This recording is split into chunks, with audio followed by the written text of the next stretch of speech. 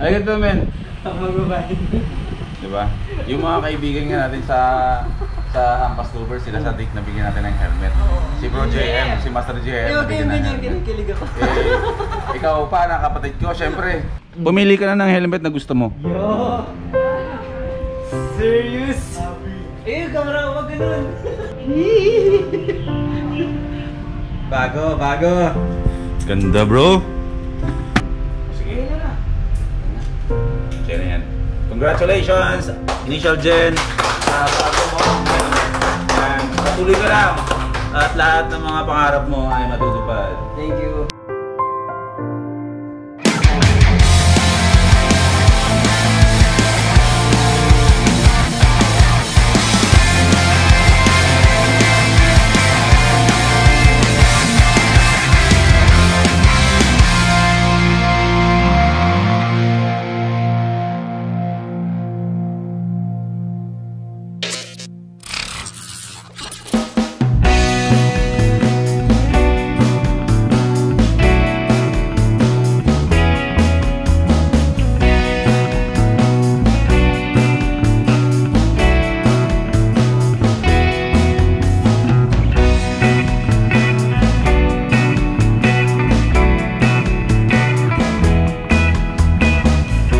Smell the sweet aroma of sunog.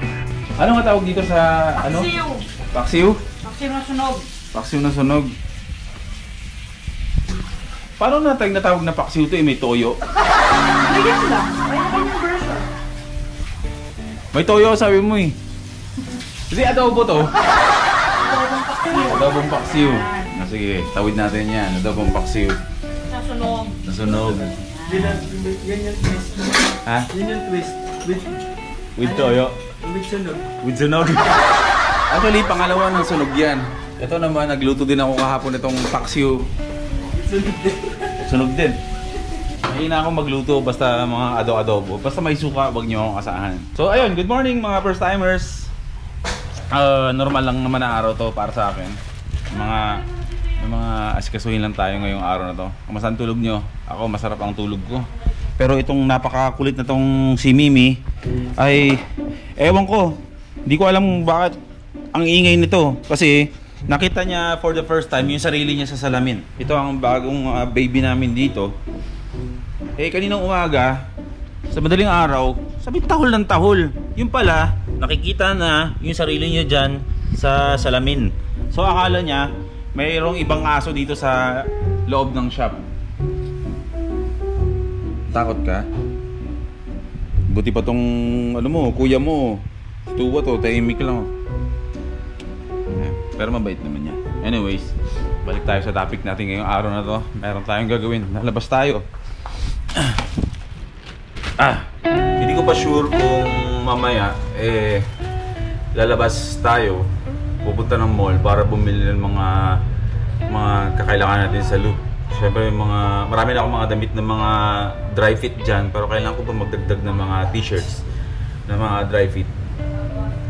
Shorts na dry fit, hanggat maaari, yung kalating oras lang sa arawan ay tuyo na yung damit. Ganun ang mga dadalhin ko sa Philippine Loop. Anyways, balik tayo sa dahilan kung bakit tayo lalabas ngayong araw na to. Inaasikaso ko si Madonna. Si Spike nasa bahay, nagpapahinga. Hindi ko masyadong ginagamit. Pahinga lang siya. Para yun sa loop natin. So dito, samahan nyo ako sa labas. May mga bagay na sa una nang gigigil ako, pero in the end, nagsisisi ako kung bakit ko ginagawa sa mga motor ko yung mga ganito. May matinong crankcase cover to. Tinanggal ko. Pinalitan ko nitong acrylic na to. Pina-repaint ko. Though okay naman yung repaint. Gusto ko yan.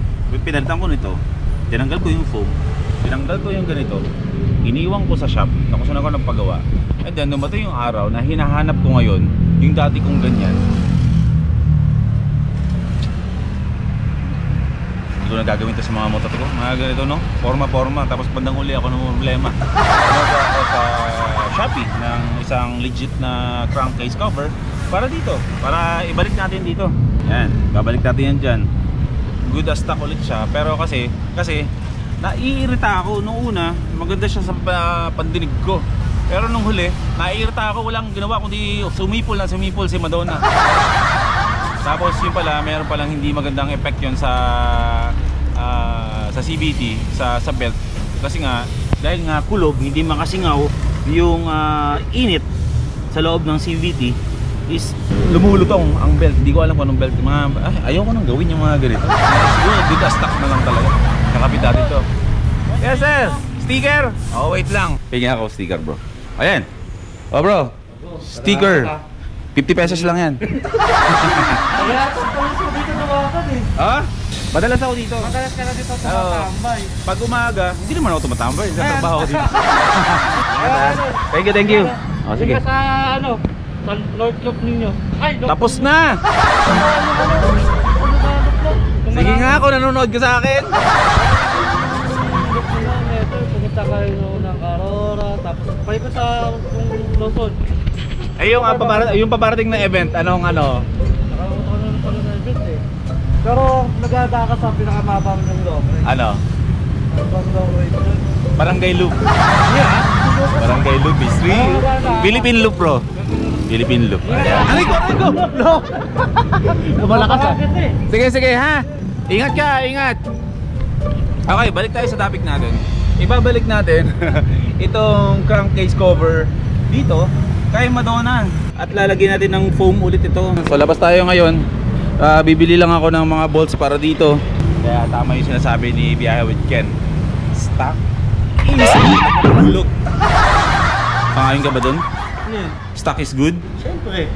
Para ano yung walang problema. Motor ko, puro accessories, daming problema.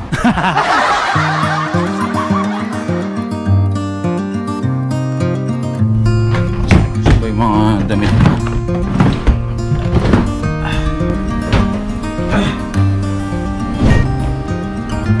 Venezuela represent. Shout out to Mayor TV. Yung iba nakakapansin sa akin na pumapayat na daw ako. Yes. Kasi ika 14th day ko na ngayon na walang sugar na iniinom means no sugar. Wala na kahit anong matamis na kinakain. Walang soft drinks. Tubig lang. Walang kanin. Pure meat lang. Gulay. Yun lang. Papagaan tayo para sa Pilipino. Para kahit paano bumilis-bilis yung motor natin, yung takbo natin pag bumabiyahe na tayo. Ubus yung oras ko, wala Ayos lang yun. Kaparin ko si Jen, si Initial Jen.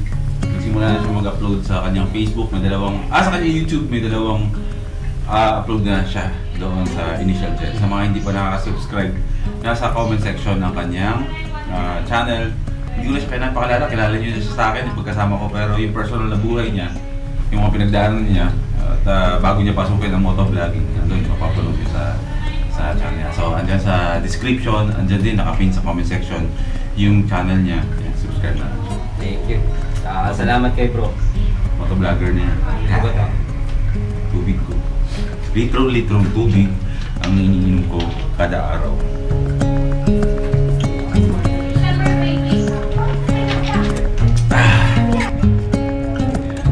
Mukha sila magre-reseller, no? Pero personal na gamit nila yan.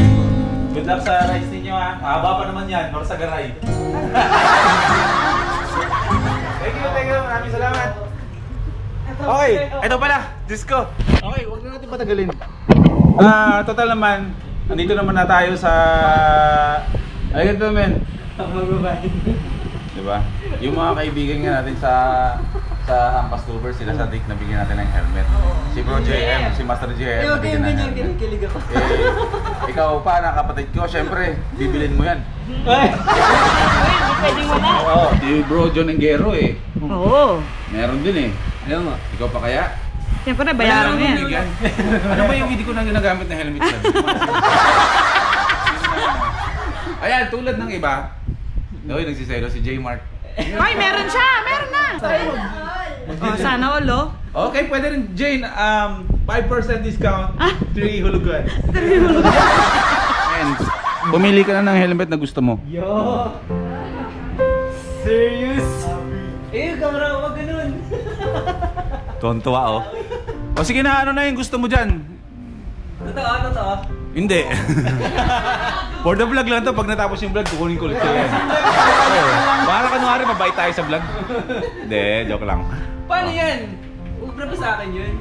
Alin ba? Siyempre, alam nga namang hindi ka naka-Geely, kapatid kita. Tapos hindi ka naka-Geely. Yun nga, naiilang nga kasi ako pag ano, helmet ko, iba yung brand. Tapos ikaw ang ambassador niyan. Ay, ito na nga. Mamili ka na nga dyan. Wala namang problema. What is money? Kaltas only.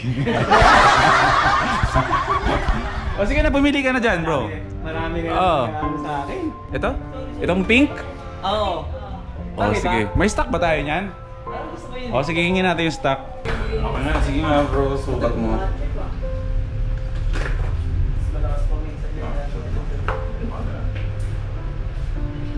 Pag nagbalaklaba ka, sakto. Ito naman din. Magbalaklaba ka. Sige. Sige na yan. Congratulations! Initial Gen! Bago mo ang helmet. Patuloy ka lang. At lahat ng mga pangarap mo ay matutupad. Thank you. Bago. Ganda bro. You know? Yan na. Kapag nakita nyo sa kalsada yung ganyan naka-helmet na yan, walang iba yan kundi si Initial Gen yan. Lalaki yun ha. Pink ang helmet. Guy. Thank you. Gusto. Okay. O sige men. Ingat ha. Thank you. Congrats sa bagong helmet.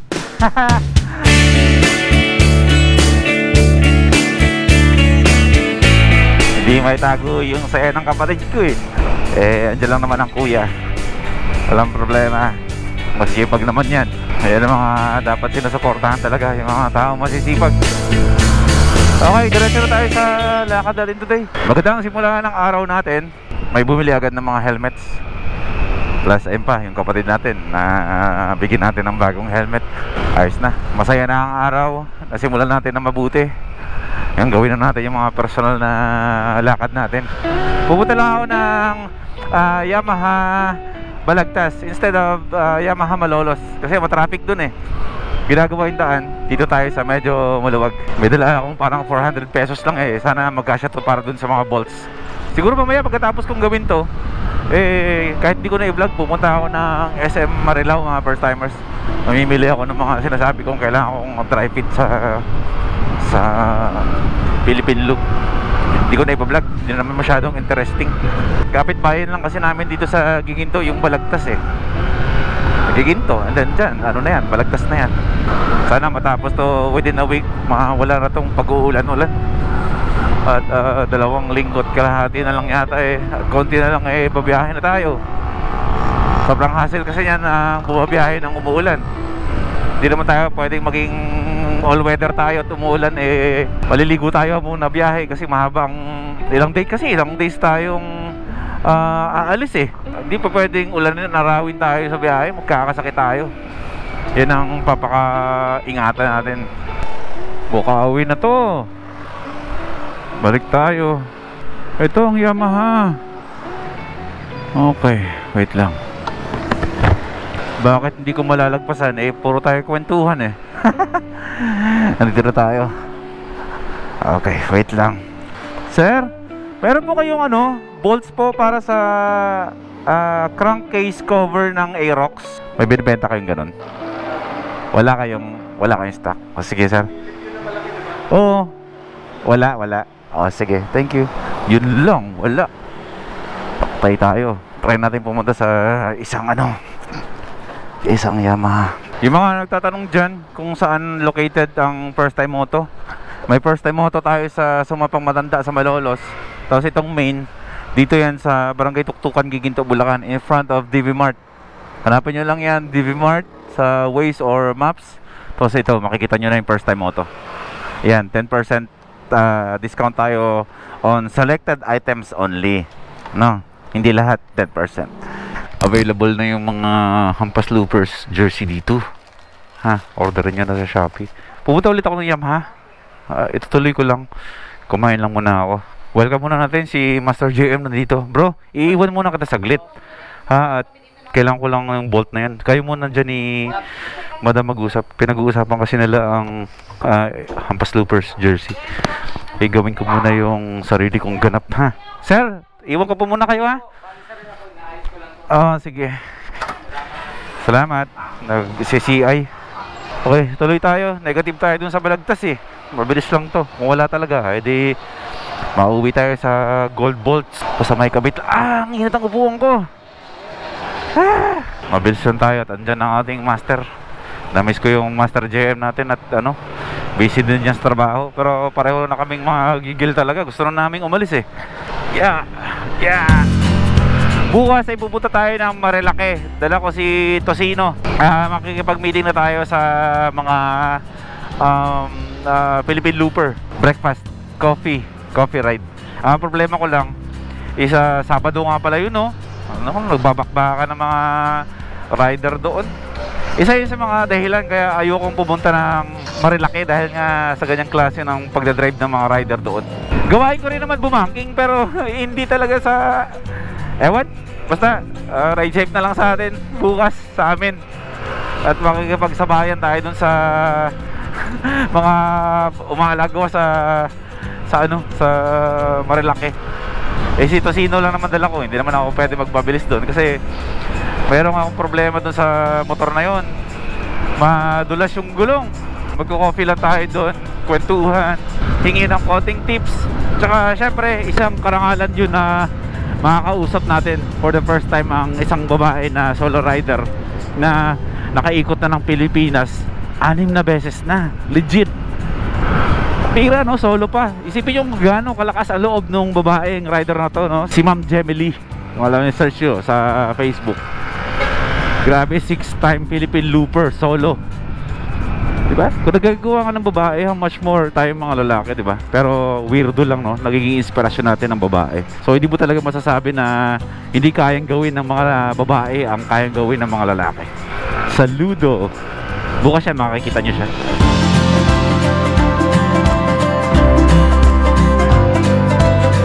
Okay, nandito na tayo sa Yamaha Megavia Motor Corporation Incorporated. Baka dito, pasok na tayo para may aircon. Meron po kayong bolts po para sa crankcase cover. May order yan, sir. Paano po tayo? Pang Aerox po. Matagal, no? Bago dumating, di ba? Okay. So malamang sa ibang branch din po, no? Ganon din, no? O sige po. Thank you.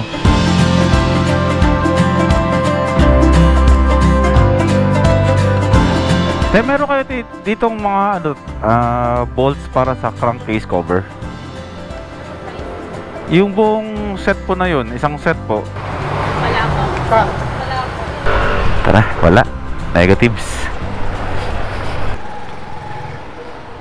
Bro, meron ka bang bolts na binibenta dyan para sa crankcase cover? Doon sa plastic? Tanong ko lang muna kung magkano. Ha? 450 set? Ilan ba to lahat? Sa cover po ba niya yung stock na po? Oh, yung stock, oo. Anim po, ayun po. Ito yun. Hindi po yung nasa baba po. Ito. 450 to. Pang Aerox. Oh, ito na. Kunin ko na. Akala ko hindi mag-cash yung ang baon ko, eh. Meron na po, dati po yung mga ganito 900. Oo. Kasi di ba may parang bushing po kasi stock nun eh. Oo. Ayan po. Ayan po, ayan Max Aerox. Ayan, rekta na yan, no. Opo. Mm. Babalik nyo na po sana. Oo, nananawa na ako sa ko. Sumisipol, bro, eh. Opo. Lalong rinig na rinig. Oo, tsaka malakas kumakot ng alikabok. Okay, tuloy tayo. Pambira na solusyonan yung problema ko. Nauwi tayo sa ginto. Pero ilang beses talaga sa akin nangyayari yung ganyan mga first timers. Kung saan yung sabi ko, parang pasok ko na, wag na lang ganyan. Saka dumadating, di ba? Ibig sabihin lang yan, isa lang ibig sabihin yan. Ang solusyon, palaging nasa hulihan mo yan makikita. So ibig sabihin, hanggat hindi mo nakikita yung solusyon sa isang bagay na gusto mong ma-achieve, wag ka titigil. Kasi andun yung solusyon, nag-aantay sa'yo. Kailangan mo lang hanapin para may tinuturo sa akin pagdating sa pag-aantay, pagtsatsagang maghanap. Bira, babalik na sana ako sa shop, eh. Nakalain mong meron pala dun. Another lesson learned. Be patient.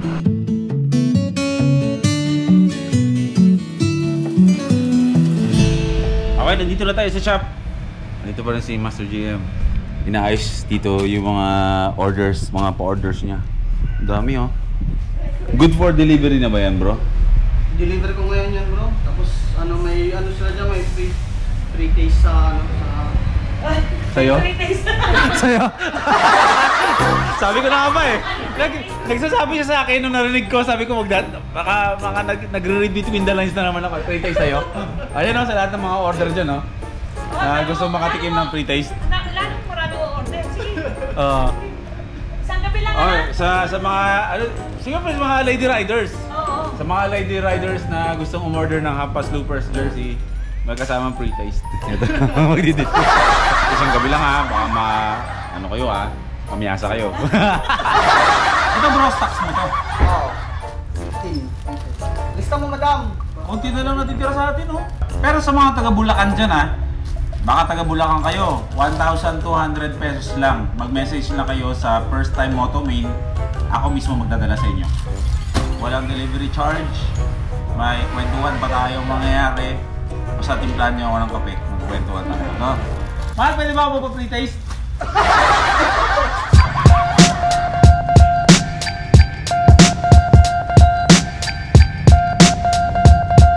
Huwag na kayong mag-ganito.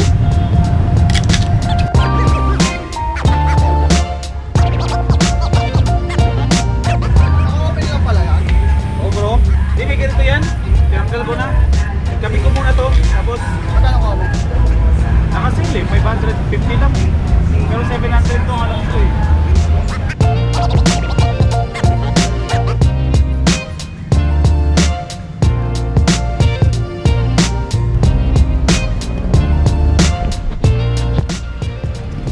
Ganyan ang serbisyong first time moto. Kahit nasa tirik na araw, nagkakabit ng phone holder. Sabit na natin itong mga